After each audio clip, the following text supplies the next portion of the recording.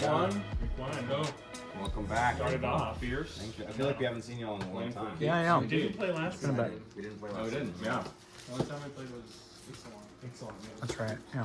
Week one, I think, right? It wasn't Yeah. like the very first Yeah, this feels kind of wide open with the non-division setup. Yeah, I know. Every week kind of feels There's like only that. 9 of Everybody's us, kind of, right? yeah. Oh, interesting. Yeah. That's fun. Time to drop some watership down. All right. Yeah. Good luck to all. Good luck. Good luck. Indeed, Hopefully good not luck, as have sad fun. as Watership Down. I don't think the story's nearly as sad as Watership Down. But Yeah, I had never heard of red fern. It was like, oh, it's just red fern. I was like, Red Wall. Red Wall. Whatever the fuck. Yeah, you can tell you haven't heard Case of in it. 'Cause point. of Red Wall. Hello and welcome back to Team Draft LA. Feels like it's been a while, but we're excited to get started on a new set here with Bloomburrow. Pack one, pick one. The rare scrap shooter seems very good to me. Other notables are Fell, Intrepid Rabbit, and not much beyond that. A couple other solid playables like Agatasol would probably make a red deck or whatever, but definitely it's going to be one of these three, probably between Scrap Shooter and Fell. And when it comes down to that, I tend to lean green because once again, green seems to be king in the play booster era. So let's take a 3-mana 4/4 with some significant upside and see what happens. Pick 2. Oh, I was about to say not much to speak of until we see we get past a moose. Rabidnaw is also very good, of course, but moose is on another level and in the best color and matches the color of my rare, so it seems pretty straightforward there.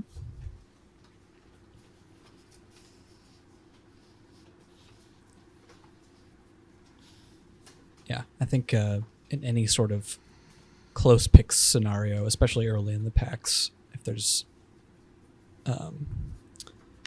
any kind of close pick, then color preference and color ranking is going to play somewhat of a role there. And yeah, green seems like something you want to keep out of your opponent's hands at the very least. Pick 3. You see a couple other solid options here. Treetop Sentries, Bark Knuckle Boxer, I found to be, just fine as a 2-drop for the most part. Obviously gets some upside if you're in the Raccoons deck and are able to expend 4 consistently. But other than that, I mean, even there, it's, just good, not great. Head of the Homestead, however, is just a board in a can, which is especially valuable in an environment like Team Draft. Also, just I feel that the hybrid cards that are made to go into multiple decks in this format just have some upside. Even some of the weaker ones I might value a little bit more highly just for their flexibility in a 6-person pod.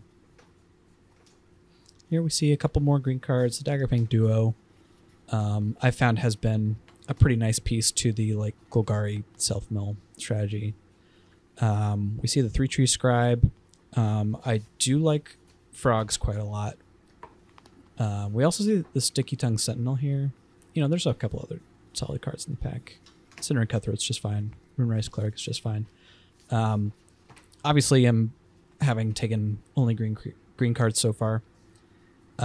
These two at the front stick out to me the most. And I end up going with the 3-Tree Scribe. I do think this was probably a misstep. I feel that I've been sort of trained to see 3-mana 3/3s as less than special, whereas Sticky Tongue Sentinel has been a really nice player in the format in general, in pretty much any green deck, and it just gets even better if you're going for the frog strategy. Here things start to slow down a little. We see the Pop Hatch formation. It's not really something I want to be picking up right now. Lions Pathmaker is just fine, but it's red, and I'm not super excited about that. The, the Bone Bind, whatever, the squirrel.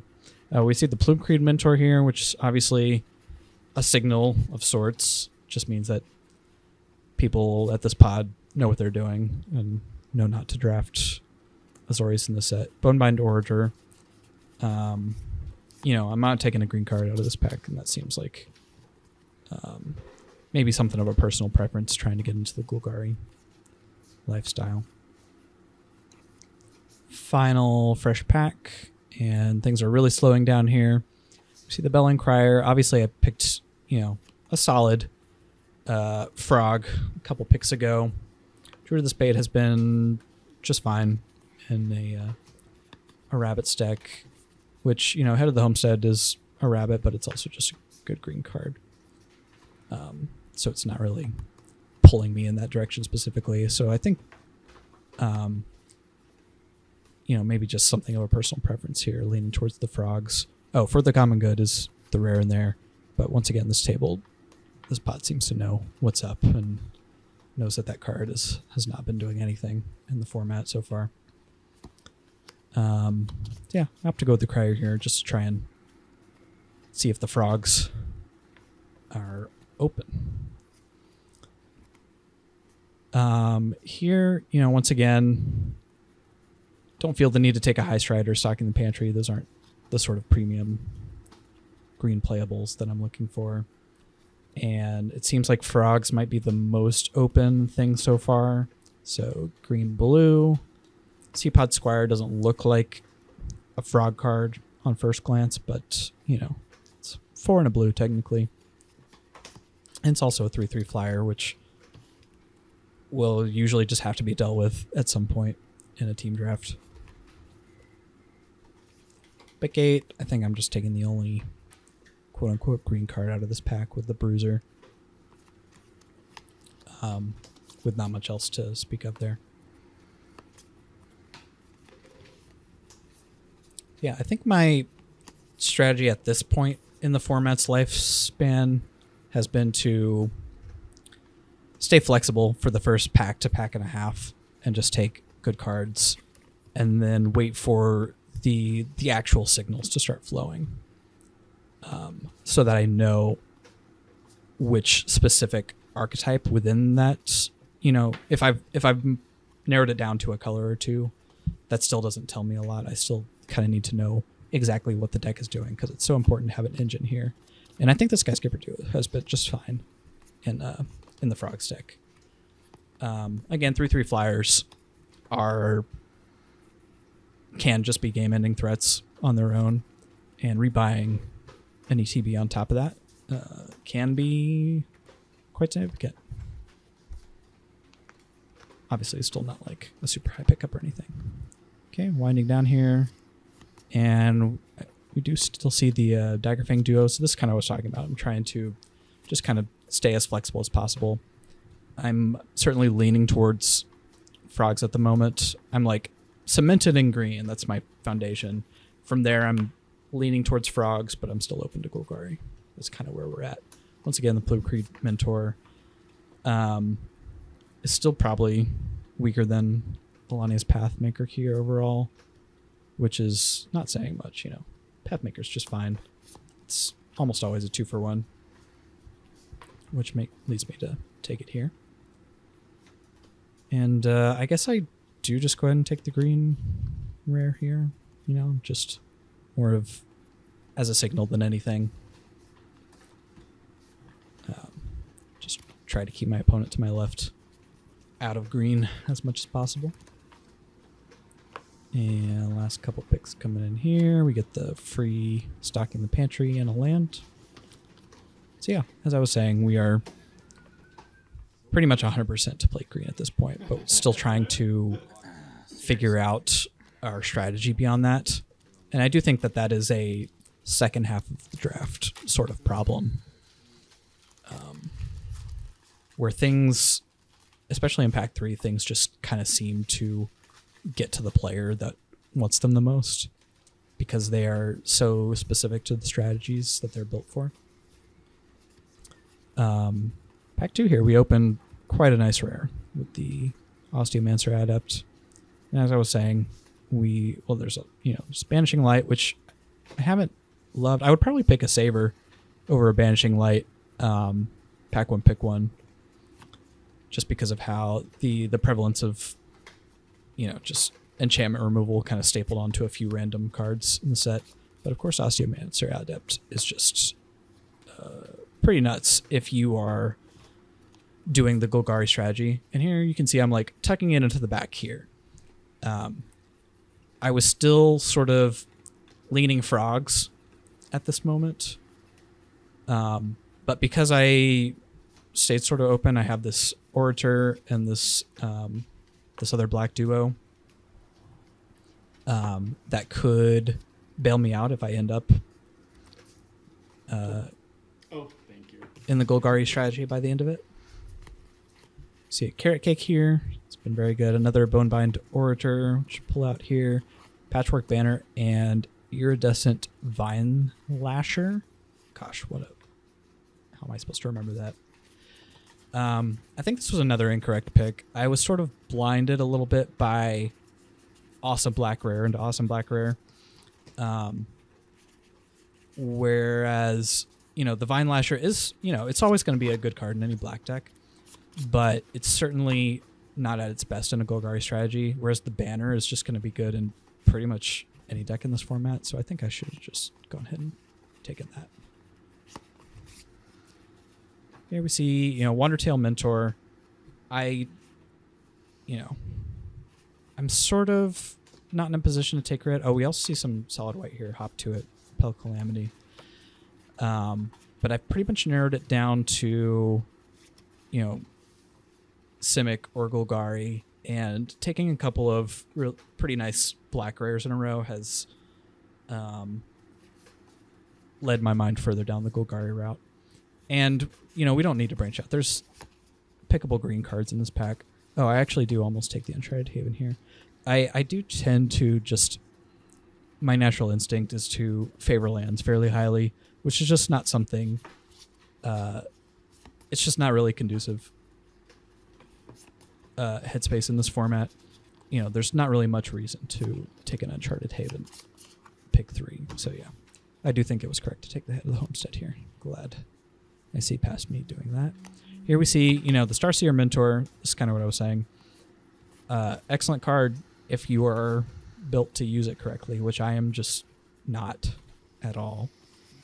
It's also just not really worth hate picking when we see a Corpse-Buried Cultivator here, which can be, kind of a linchpin of the Golgari foraging strategy. So just taking that. Here we see Bonecash Overseer, which is another very good, very specific Golgari card. But I do think I'm, as much as I would like to play the Bonecash, I do note that I'm, my removal is close to nil at this point, so it's pretty important to take the removal spell there. See a short bow and a Tree Guard duo for me. Tree Guard duo has just been such an overperformer. Even during this draft, a couple times I just cast it whenever I just had one other creature out, and it was still just led to me attacking them with a 5-power Vigilant that they just had to take, and really swings the race in my favor. I was very surprised to see the Saber Wheel here, considering it was probably my second pick after the Osteomancer from that pack. Leads me to think that black has got to be pretty open in this seat. So here's me taking the hint and bringing my black cards up to the top here. Here we see the Stargaze, another Orator. Notable that I believe I didn't see a single cash grab during this whole draft. Sometimes in a 6-person pod, you'll just have those sort of odd, random missing commons. Something that you'll see, 1 to 3 of in a 8-person pod that are just sadly absent.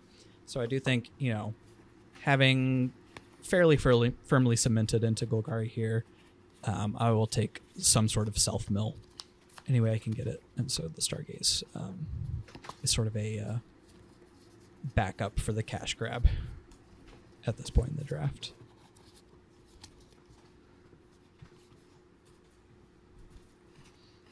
sorting by curve a little bit here. Oh, I'm still regretting getting that Vine Lasher. Just thinking about how nice that banner would have been in that slot instead. It's too bad.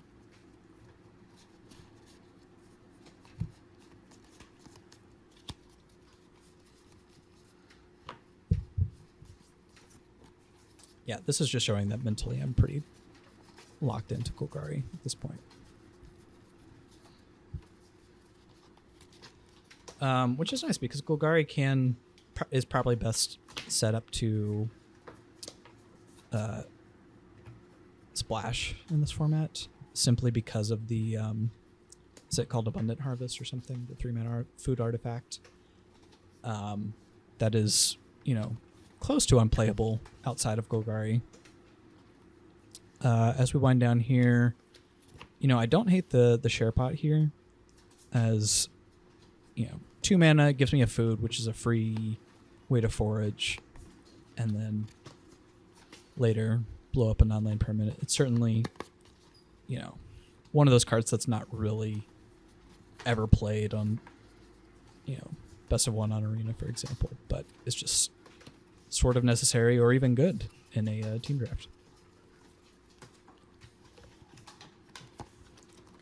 And we get basically last pick Mind Drill Assailant there, which does end up making my deck, so that's pretty cool. And Mind Drill is sort of at odds with the forage mechanic of exiling things from your graveyard.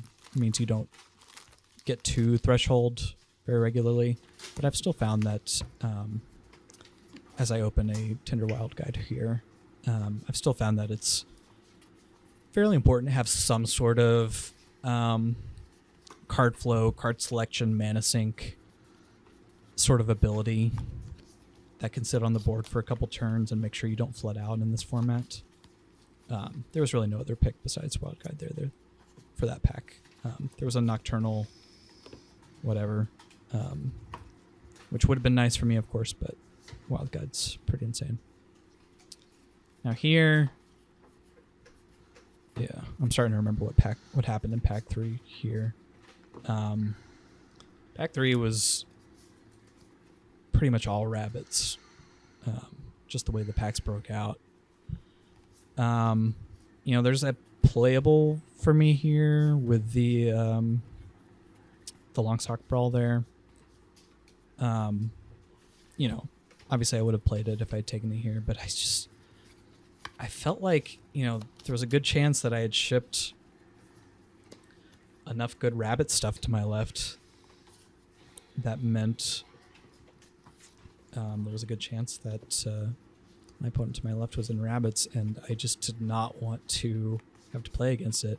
And then, of course, my heart sinks once again as I see another one here. But this time, it's also with a Harvestrite Host, Amberheart Challenger, just like so many good cards that aren't for me here. So obviously I can't cut a rabbit stick off completely here. And I would probably play like a Heaped Harvest or an Early Winter in my deck. But yeah, this was just sort of me trying to make, it was also sort of being pot committed, poker term. I had already taken the first Phineas, so it's hard to pass the second one at that point.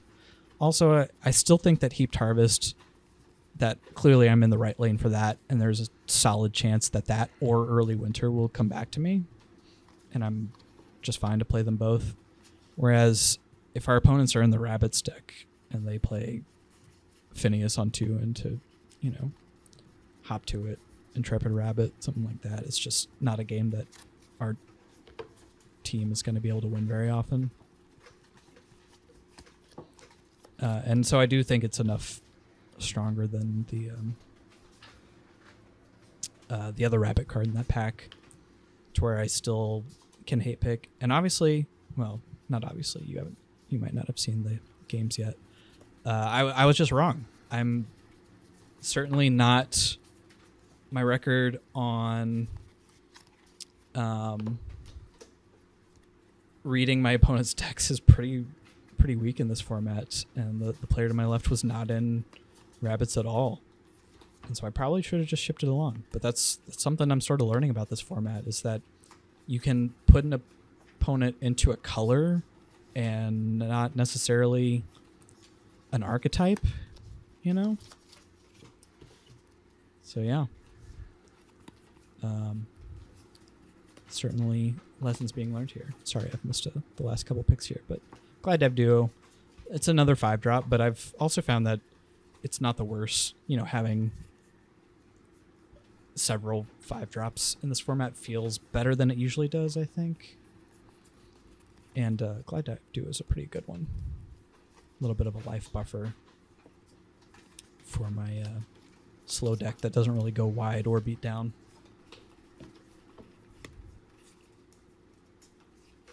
Here, once again, there's a 3-tree Root Weaver there. That card has not impressed me at all in this format. I think I would need to be really interested in splashing to want to put that in my deck. You know, just the lack of relevant creature type is probably the thing that's keeping it back. Instead, I'm taking another sort of weird version of Cash Grab here.